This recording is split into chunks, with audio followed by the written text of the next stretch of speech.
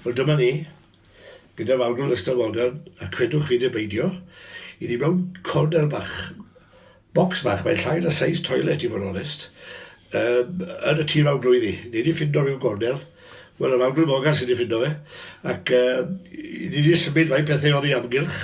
Mi wedi dod yn ôl wedyn, achos roi'n siŵr mae hawl yn gwneud un ormod, ond falle newn ni fe'n gyflym.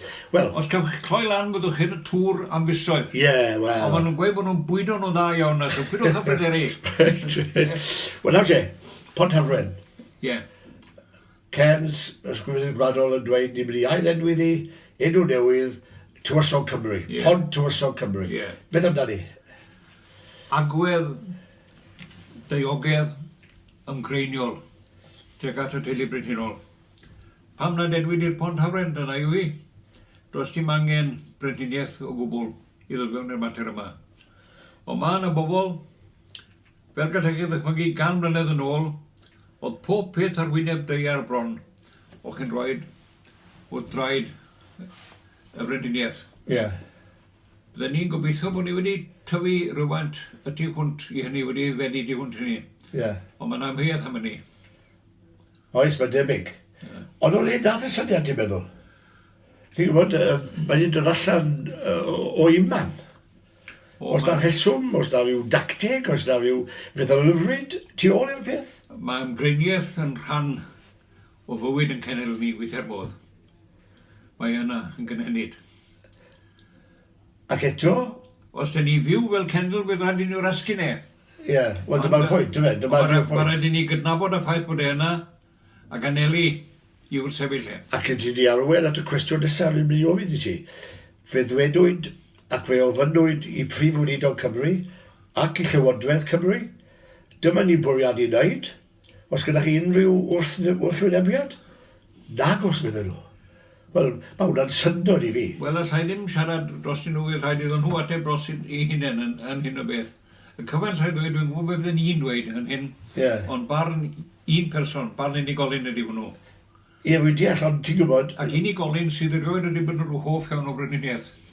Ie, ond dim mater brenhiniaeth. Mae dwi ddim yn ôl dros y teulu brenhinol, a mae dwi ddim fel mater o reddf yn erbyn Tywysog Cymru. Ond mae'r syniad i hunan, dylase bod bydden ni'n meddwl bod y cynulliad wedi cael y cyfle i dweud, caws nhw ddim yn cyfle, dyw bobl Cymru ddim wedi cael y cyfle. Sneb yn cael cyfle, mae hwn jyst yn ei fath o, fel yn yr hen ddyddiau, 100 mlynedd a mwy yn ôl, dyma ni'n neud full stop. Ie. Mae'r awydd teiogedd yma i ymgreinio yn rhywbeth afiach y mywyd cenedl. Ac yn enwedig y mywyd cenedl fach sydd â'i dyfodol y bregus. Ie.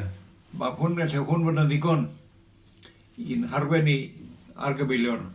Wel gwbws. Mae rhaid i nhw oresgyn temptasiynau fel hyn i sicrhau hynny'n pwy ydyn ni a beth ydyn ni fel cenedl. A dydy hwn ddim yn deilwng ohono ni. Na di, a drafferth i fi ydy, ti'n gweld iawn bod pobl gyffredin falle yn wamal ac ddim yn poeni ormod falle am yr holl beth. Ond pan ti'n sôn am wleidyddion Cymru, naill yn y cynulliad, neu yn y Senedd, yn dawedog ar rhywbeth fel yma, mae yn gwestiwn lle mae i cylo nhw yn helmau pwy a beth ydy Cymru, fel gwlad a chenedl. Wel, dim ond nhw wrth ddweud hynna. Wel, falle ddau ddweud yn mwy cryf. Rhaid iddyn nhw ateb dros un un. Ond mae'n farn go gryf. Wel, dyna ni. A beth bydde ti'n enw iddi de? Beth bydde'r enw i'r awgryd Morgan? O Pont yr Hafren. Ie. Gael ni fod, ti'n dweud yn Saesneg bod ni'n bont, bod ni'n fangrau hanesyddol.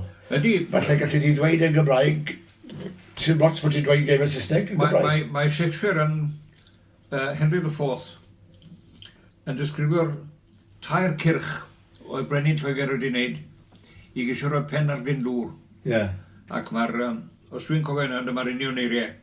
For thrice hath Henry Bolingbroke made war against me, and 3 times have I sent him bootless home and weather-beaten back, beyond the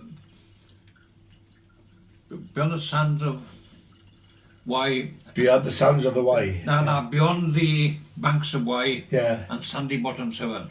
Sandy Bottom 7. Yeah. Ond mae'n debyg bod yna Bob tro oedd hynna, bod yna gorwyntoedd anhygol. Oes. Ac oedd yr hen Gymru'n credu bod y bod mawr wedi mynd i'r blaen nhw. Ie. Wel, dyna'r hanes. Nid ydyn ni gael yr syniad o'r enw, ond bod y mangwe ei hunan yn hanesyddol yn harmau hanes Cymru. Wel, dyna lle roedden nhw'n croesi nôl eich ol. Ie. Wel, diolch yn fawr, sir. Bootless Home. Bootless Home.